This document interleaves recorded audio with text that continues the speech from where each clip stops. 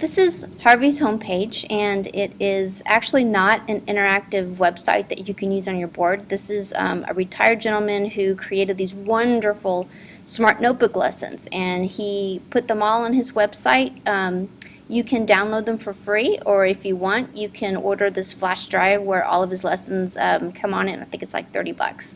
But the one I want to show you is really cute. It's going to be in the measurement section, so I'm going to click on measurement. And it's called Show Me the Money. The browser that works best when downloading these lessons is Firefox, although I'm using Chrome and it works just fine. So it's going to prompt you to save it, so save where you'll remember to find it. And when it opens,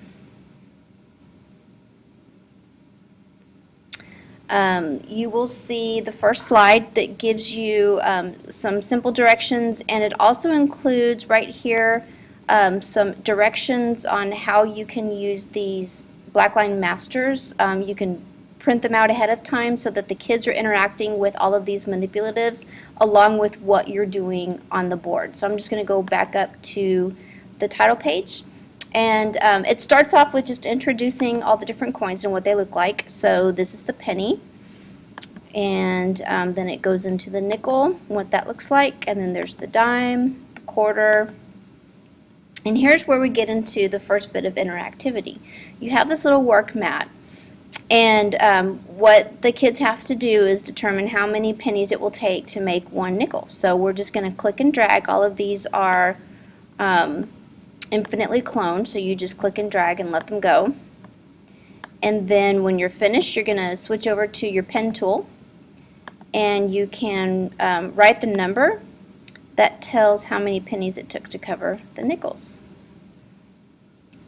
Okay, so again, if you go to the attachments tab that he has, here are all of the little PDFs that you can then print and cut out. And so while you have one kid coming up to the board manipulating what's going on up there, the other kids are engaged in the lesson as well.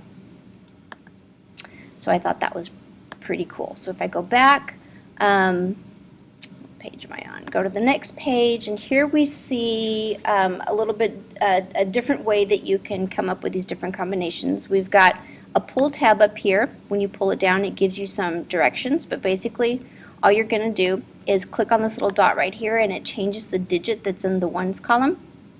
So now we have to think of different ways that we can make 19 cents. So again, these are infinitely cloned. You can have the kids at the desk manipulating their little paper coins as well as whoever is coming up to the board.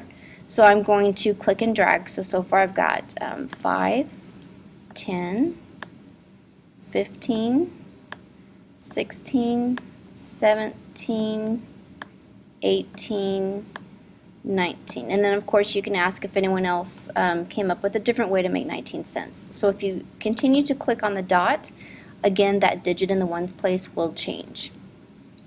So I'm going to go to the next page, and this one, again, you're trying to, the kids are discovering how many nickels it takes to make up a dime. So if I have one dime, it's going to take me 2 nickels.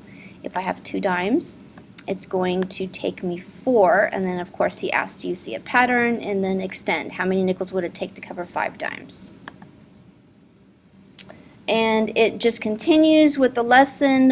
So I thought this was a really good example of how you can have students come up to the board and interact with all of the different types of manipulation, but at the same time the kids at the desk are also accountable for the learning and engaged in the lesson. So that's a really good example.